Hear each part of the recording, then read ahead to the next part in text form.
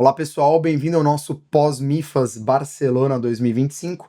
Eu sou o Dr. Gabriel Ferraz, cirurgião de pé e tornozelo.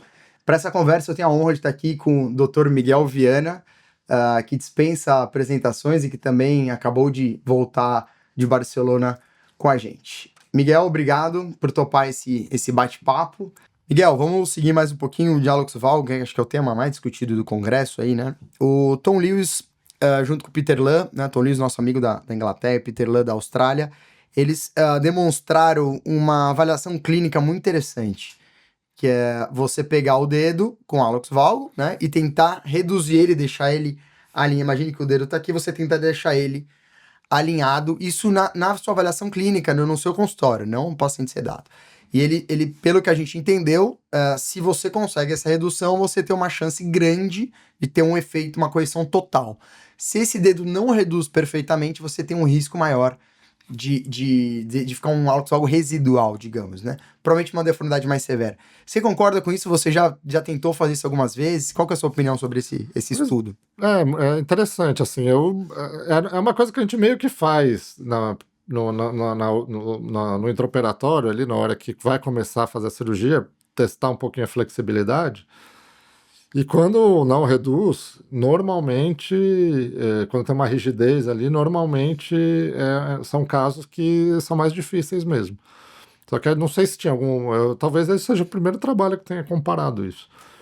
E de fato ele mostrou que se você não consegue reduzir, o índice de recidiva pode chegar até 25%. Mas assim, a sensação que eu tenho é que esses casos são casos mais raros mesmo. A maior parte das vezes você consegue ativamente trazer o dedo na posição. A gente até vai começar a fazer isso nos nossos casos, para tentar trazer depois Algum dado um mais dado de objetivo, né? incidência. Falar, ó, tantos por cento dos hálux valgos graves, porque os moderados e leves você consegue reduzir praticamente 100%. Os graves, quantos por cento você não consegue fazer essa redução clínica, e aí vão ser os responsáveis pelas correções menos, digamos, eficientes, né? Quando você tem um hálux valgo residual ali de uns 20 graus, 15, 20 graus. Mas normalmente são, pelo que o Tom e o Peter Lam mostraram, são esses casos aí que a articulação é mais rígida mesmo. Perfeito. E outro artigo muito interessante, que é o artigo do Andreas Topfer, da Suíça, nosso amigo também, que ele faz, que a grande discussão, eu acho, hoje, né, Miguel? A técnica do Mika, praticamente, ela contrariando todo o passado da correção do hálux valgo, né, que você tinha 200 técnicas, hoje você fala, pô, 95% dos casos eu consigo resolver com essa técnica, né, que é o que a gente mais faz.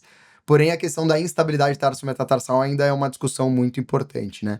E ele mostrou você avaliar a instabilidade tarso-metatarsal com o paciente sem nenhum movimento e com ativação dos fibulares, né? Que, pelo que eu entendi, teoricamente, você simula a marcha dele com essa ativação. E a gente fez isso já muito nos nossos pacientes, você vê que realmente dá mais estabilidade.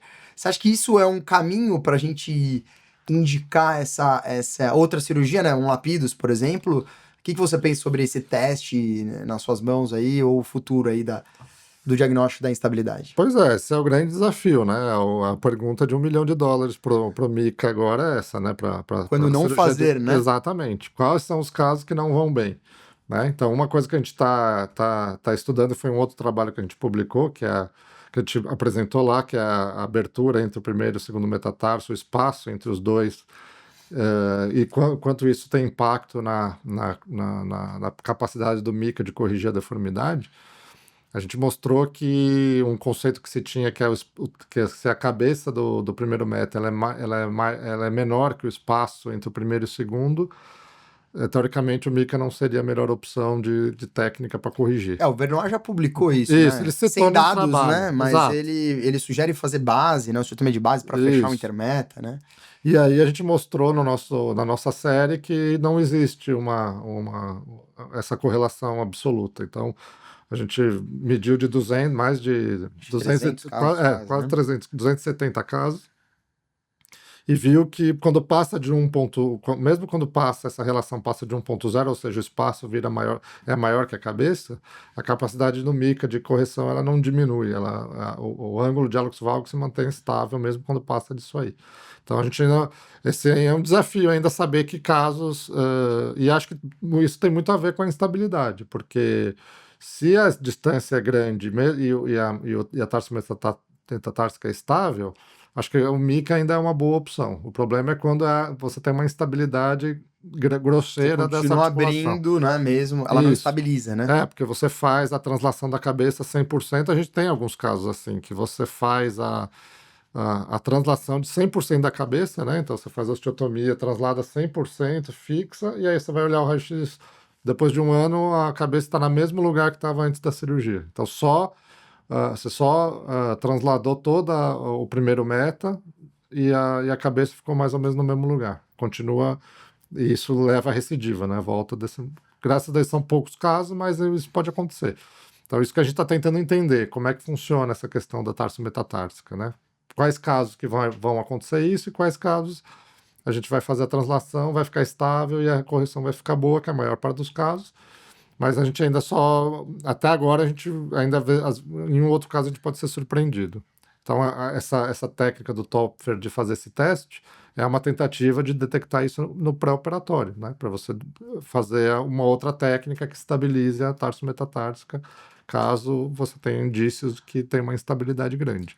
Para quem não entendeu o teste, basicamente você vai fazer um movimento sagital, né, do primeiro metatarso com o segundo, sem o paciente fazer absolutamente nada. Depois você vai ensinar ele a fazer uma abdução, né, ativando os fibulares, e aí você vai fazer o mesmo teste.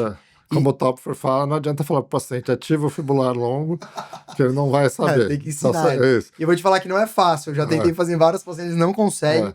Uma sugestão, você coloca a mão na parte lateral do pé, pede para ele forçar e você fala, ó, é isso que você vai fazer agora.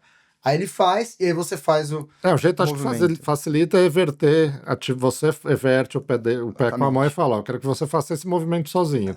E aí treina o paciente a fazer. A hora que ele aprendeu a fazer, aí você faz a resistência e aí testa se tem uma estabilização da tarso metatársica. Né?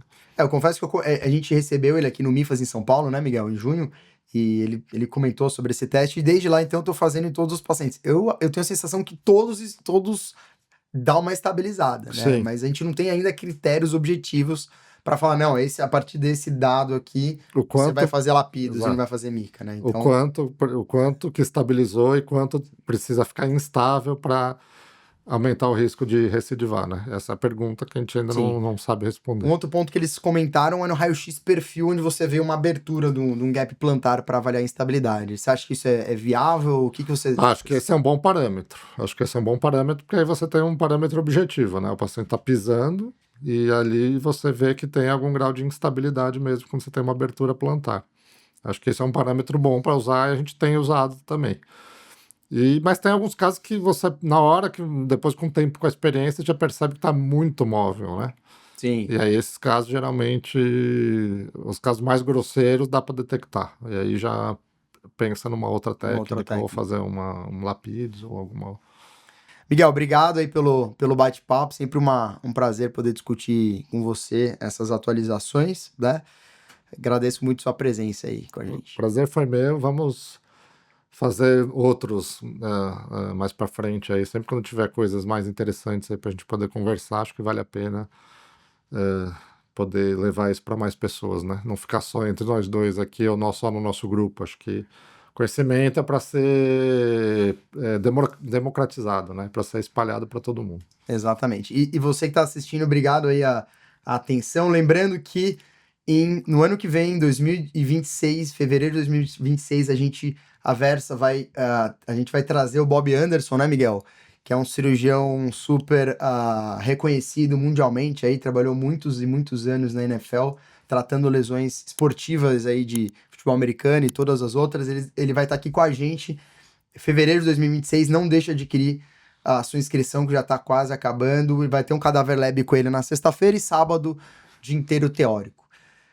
Beleza? Até a próxima, obrigado, um abraço a todos.